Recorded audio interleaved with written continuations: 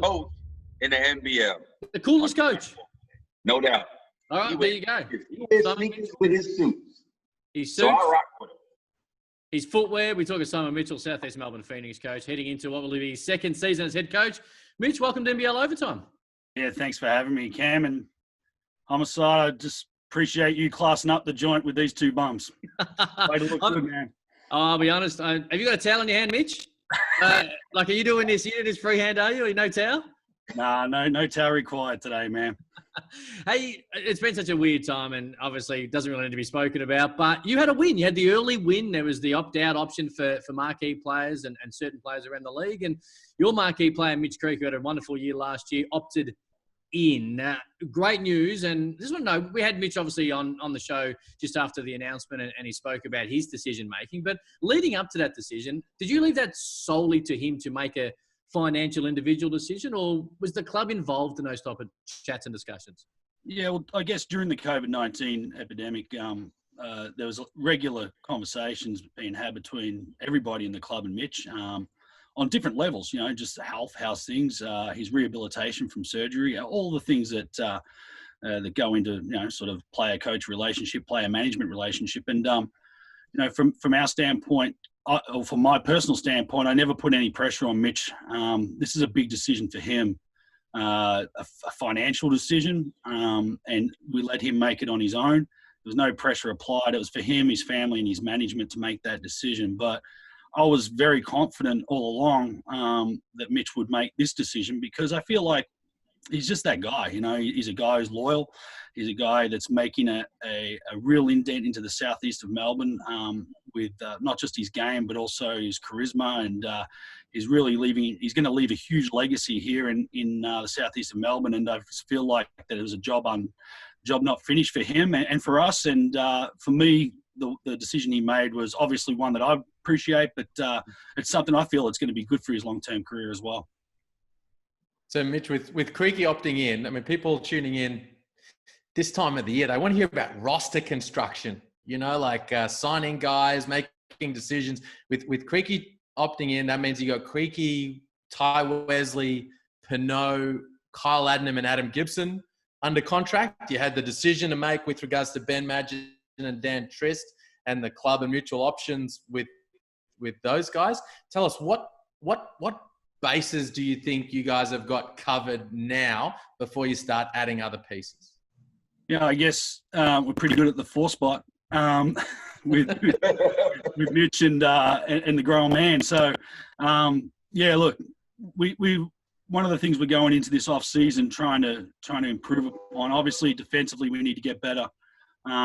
We feel like from a structural standpoint, whilst we're still a long ways to go, we feel like we're not that far off the mark, but we probably lack a little length and athleticism. So for us and our decision-making this off-season is we wanted to sit back, wait until the free agency list comes out, have a look at who's going to be available, and then make decisions on how we improve our roster and push forward. One of the things that's obviously really important with a new team is to build a little bit of continuity. So we're lucky to have those guys already contracted. It doesn't mean that we won't be continuing to re-sign guys that we had from last season. That's definitely something we've put in place in regards to our roster construction, our Team A, Team B, Team C, etc. down the line. But we believe that we need to get longer and more athletic as well. So that'll be a focus for us come the free agency period. Now, Coach, we know in this league the most coveted positions to get right: point guard to center. Point guard position, you got right. Center position, not so much. But it gave Dave Pinot the opportunity to step up and show everybody he's a player in this league. How good was it from that aspect to see Dave step up with that opportunity and nearly missed out on the MIP? Yeah, well, let's be honest, Corey, the most important position is the point guard position. We try to give credit to them big guys, but we know what the truth is, right? Amen. Point guard show. Yeah. Sorry, Cam, undersized 2-man right there. That's all right. Still dropped 35 on you a couple of times, man. But continue on. But yeah, look, the thing that happened with Dane wasn't by design. We certainly had a lot of faith and confidence in what he was going to be able to achieve in the league, given opportunity. I was really keen on getting Dane to Melbourne United when I was an assistant there. We went and met with him when he was in school, and we gave him the sell. Obviously, there's family relationships between myself and Dane's family that go back 30 odd years, but there's he's always a guy that was going to be an elite pick and roll defender, a chase down rebounder, especially at the offensive end. There's still a little bit of work to do at the offensive side of the ball with him, and we certainly want to add a few kilos to his body. But to have him come out and have the season that he did was a surprise in the I guess from the aspect that I wasn't expecting him to play as much as he did. Once he established himself in preseason as the better of our centers for our situation, it was kind of like let the man off the leash and go play hard, and he did that. His body wore down a little bit as the season went on. Surprisingly, as it wore down, he put up better numbers. Some of the weeks where we didn't train at all with him, he went out and killed it. So there's a long way to go for him. He'll get a lot better, but we still need to solidify that position as well and get him a little help. You talked about the point guard spot, Mitch. Where are things at in terms of John Robertson and the desire to bring him back or perhaps to look at other options? Yeah, obviously, John had a fantastic season. I think I've expressed my man crush on John throughout the year. Wonderful guy, great player, great teammate. And we're continuing to talk with John. Obviously, the situation with what's happened in regards to COVID-19 and also the player salaries is something that we need to work around across the league, across the world. A lot of players and agents are really sitting back to wait and see what's going to happen in Europe and how that's going to take place. So I don't think the players are in a rush, and therefore I don't think the clubs are in a rush. I think we're all kind of sitting back to wait and see how this thing unfolds. After leaving us, John went to Turkey and played some wonderful basketball with Galatasaray. There'll be a bit of demand for him, I'm sure. But the thing with John is that it was an immediate love affair with our country. And he's pretty open about that he really enjoyed his time, loves his teammates. But the lifestyle was something that was a real eye-opener for him. I guess that's one of the things when you recruit a guy out of the Russian leagues and bringing him to Australia and playing during our summer is that it could be a great eye-opener. So it's something to keep in the back of the mind for the future. But we'd love to have John back. I think he'd be a better player being a second player in our league. And I think that if we can add that length around him, because he's quite diminutive, then that will also help him as well. So we'll continue to talk with John and we'll see how that goes. Hey, Mitch, I remember I had a quick chat to you and Tommy Greer at the NBL Awards night, and we spoke about this on the show. Congratulated you on the way that, both of you on the way to start a franchise and be at the front of a franchise professionally. First year, it's always hard to do. And I felt, and we've spoken about this, both on and off the court, you did an amazing job. You didn't exactly... You had just lost that day as well, and you're a competitive beast, so you weren't exactly like, you know what, you're still in game mode, I think. Now you've had some time to reflect. What is your overarching sort of thoughts and emotions on that first season? Still stewing a little bit in that second half of the year, to be honest. All right. We have had time to reflect. Like as soon as the season finished, we were straight into our reviews from Tommy to myself to all of the players to every staff members. How can we be better? And one of the things that we've developed since the beginning is just a real open and honest relationship in the organization. And nothing's personal. Everybody's pushing in the same direction to get better. So we had a little bit of soul searching to do. Looking back, we lost so many games by small margins in the last 2 minutes of games. It's easy to kind of say, yep, that's where we've got to improve. And it is certainly an area we've got to improve. Defensively, we have to make great stride. But we kind of knew coming into the season, just doing studies on all new franchises and teams coming in, there's kind of two ways to go. You're going to be behind the eight ball defensively, because that's where chemistry and understanding of player habits really can, having that ongoing players returning, it really develops that chemistry. And we don't have that. We didn't have that. And we knew it was going to be an area of concern. Having said that, there's also the thing, we've got to put bums on seats. So, yeah, we can tie down the shot clock, run it to 23, get a shot off. But we also need to put bums on seats and make sure we're an entertaining brand of basketball. So we wanted to test our arm in that scenario. We feel like we're competitive. It's going to be some minor changes and improvements, we feel, and we can be right up there in the top 4. Corey? All right. Here we So go. my man, grown man Business. Ty Wesley started off, and we all saw it. First couple of minutes into the game, he got injured.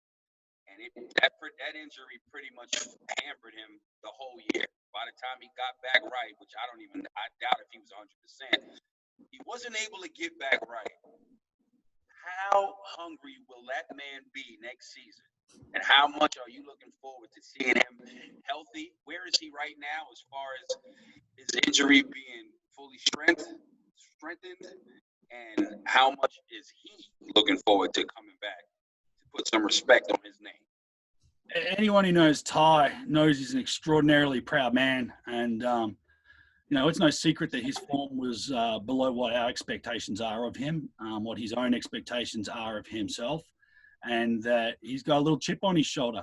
He's gone back home where he's got a wonderful young family, but also he's got himself a personal trainer and he's put himself in the best condition he possibly can. And I think he'll be coming back the great player, the great Ty Wesley that we've seen in the past. It was a very difficult situation. Anyone who saw our preseason games last year would know that Ty was at the absolute peak of his powers in our system, and that he was, setting himself up for all NBL selection kind of season. He was in that greatest shape. He was that comfortable. He didn't get the opportunity to work with Mitch in preseason at all. They never shared a training court. First time that they got to work out together was game 1. And we saw in that first 5 minutes how that could work. Unfortunately, it was just a struggle for Ty after that to come back. He got in a lot of foul trouble early in his games coming back, and then he lost a little confidence, which is unusual for Ty. But man, he's a great player. We know that 4 spot, especially with Nick Kay opting out, is he can go back and take the mantle of the best 4-man in the league. This might be a good time, Len, to drop some news on Southeast Melbourne Phoenix. What are you hearing? Well, where are things at with Kendall Stevens? There we go. My understanding is those talks are, shall we say, fairly advanced. Look, Kendall is another guy who came in all guns blazing early in the year last year, and there's a real level of comfort. We see the great upside in Kendall's game. It wasn't much well publicized, but he got himself a little ankle injury early in mid-season, and it really hampered him with his lateral movement to the point where, teams started to pick on him a little at the defensive end, and we needed to get that right. So he had surgery as soon as the season was over back here in Australia before heading back to the US. And we're very confident Kendall will be back and part of our team. Speak to these guys fairly regularly. I try and keep their, let them have their distance, but at the same time, touching base, and our talks have been great. And his intimations have been that he can't wait to get back and start working out. So, I think it's going to be a marriage into the future. We've seen on social media some images out of your camp of some recent open runs you guys have been holding. So something that clubs do a little bit during the off season. Melbourne is obviously a bit of a destination for guys if they're not necessarily playing in Europe and the like. What's been going on there? Yeah, well, obviously around COVID-19 and the restrictions that are placed upon us, it's been an invite only. Anyone who knows me and knows how I've operated in the past, I love to open the gym up and let every man and his dog come through and test their mettle against the best. And it's been some really strong sessions as far as personnel. The standard of basketball has not always been great. The work done in the driveway or the work done in the cellar or wherever these guys have been working out hasn't quite transferred to the floor at all times. But the one thing, and I was talking to Corey before we televised, it's just great to see these guys come in and see the smile on their faces. It's like watching little kids play. And, we've had some real talent. Some guys from EuroLeague dropping in, lots of NBL guys, some free agent guys, some guys from other teams, more than welcome to come in. Because, Melbourne is a destination in the off season. And, You know, there's been a lot of guys who came down to play NBL 1, which was obviously cancelled, but they've come down anyways. And so we're getting those guys and let them come in and help them get their pre-seasons. You know, a lot of these guys obviously aren't going to be part of our franchise moving forward, but they're relationships that have been built over the years and through open gyms that we've hosted, both here and at Melbourne United. And just I want to welcome them in. And it raises the standard of our gym and makes our players get better too. I tell you what, Mitch, we are gagging to watch live basketball. Why don't you film it and put it on social media? We can sit there and watch these open scrimmages. It's crazy. I've had so many requests. Hey, can I just come down and watch? And like, man, no, it's the restricted. Right. Just won't allow us. So yeah, maybe we need to start televising these. I have to get the old buzzer going though, because some of the language that's flying around, like everyone was real nice and cordial the first couple of weeks, but now that we've been going a little longer, the smack talk's kind of risen up a level. The game hasn't risen to the level of their talk right now, but it's been fun to watch. Yeah, I know that feeling. Hey, mate, firstly, just transparency for our NBL Overtime viewers. Liam Santamaria obviously gets a finder's fee for Kendall Stevens because he found that loophole a couple of years ago. So that's why he's asking about Kendall, because obviously a little money goes into his back pocket. So need to be transparent to the viewers. He's got to look after his commish. That's right. That's right. Hey, Mitch, thank you for joining us, mate. And got to say, refreshing the chat. All the NBL coaches have been great. So we're waiting to get you on, mate, have a chat. And good luck for free agency, the off-season into season 2 for Southeast Melbourne Phoenix. Yeah, thanks for having me, guys. Stay safe. Good luck, Coach. Look forward to seeing you all in the gym soon.